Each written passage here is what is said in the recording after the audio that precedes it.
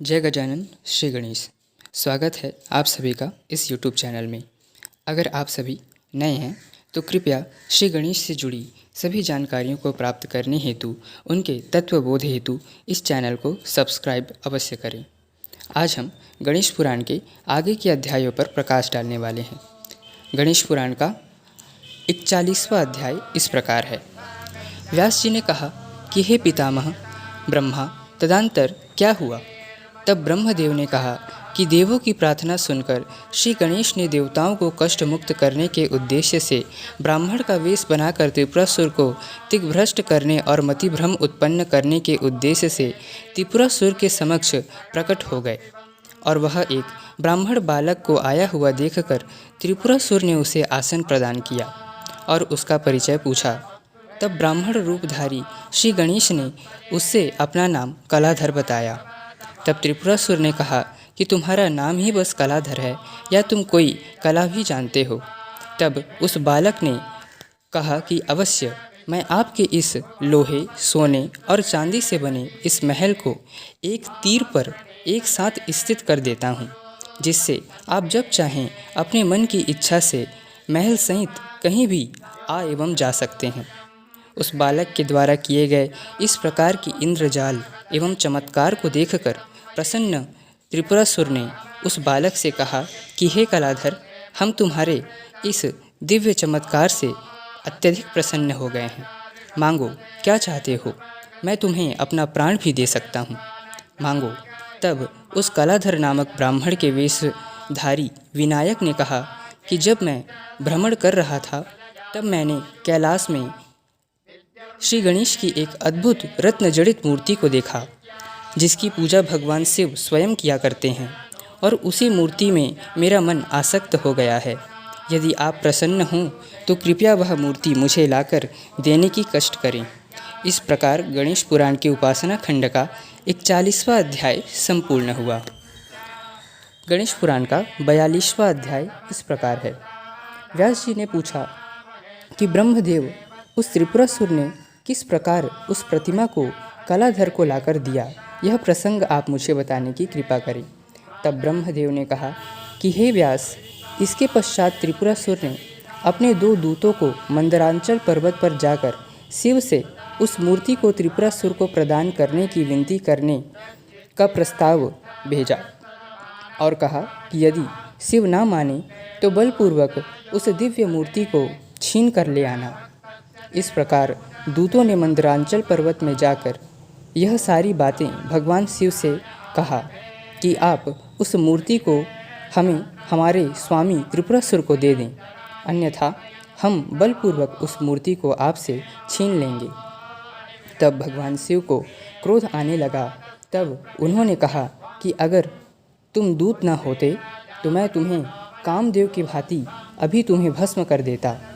मैं कभी भी इस प्रतिमा को तुम पापी दुष्टों को नहीं दूंगा। मैं त्रिपुरासुर से युद्ध करने को उपस्थित हूँ। तुम जाकर अपने स्वामी से कह दो कि मैं इस प्रतिमा को उसे कदापि नहीं दूंगा। तदंतर इस घटना के बाद भीषण देवासुर संग्राम का आयोजन हुआ। दोनों पक्ष के वीर योद्धा रणभूमि में इकट्ठे हुए और भगवान शिव और त्रिपुरासुर के बीच भयंकर युद्ध प्रारंभ हुआ। इस प्रकार गणेश पुराण के उपासना खंड का 42वां अध्याय संपूर्ण हुआ। अध्याय 43। ब्रह्मदेव ने कहा कि इस प्रकार देवताओं और असुरों के मध्य युद्ध प्रारंभ हो गया और भगवान शिव और त्रिपुरासुर ने विभिन्न अस्त्रों के द्वारा युद्ध करना आरंभ किया।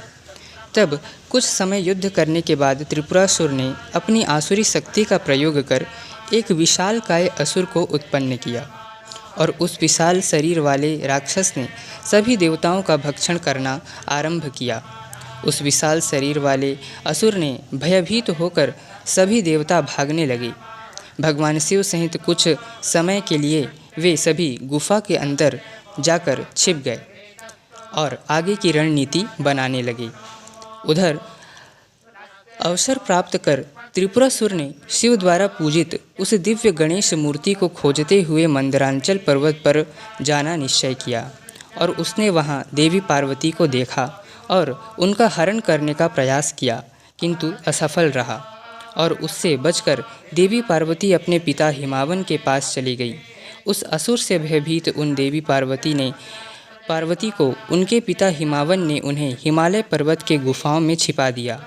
उधर उस त्रिपुरासुर को मंदरांचल पर्वत पर उसने श्री गणेश की अद्भुत रत्न जड़ित मूर्ति को देखा और उसे अपने हाथ से उठाकर अपने साथ लेकर प्रसन्नतापूर्वक उस बालक कलाधर को यह मूर्ति भेंट स्वरूप देने की इच्छा से प्रस्थान किया।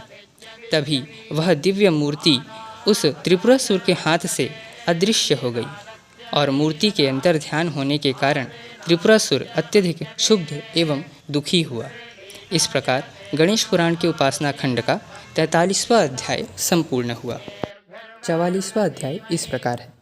व्यास जी ने कहा कि उस त्रिपुरासुर से आतंकित होकर भगवान शिव और अन्य देवताओं ने क्या किया।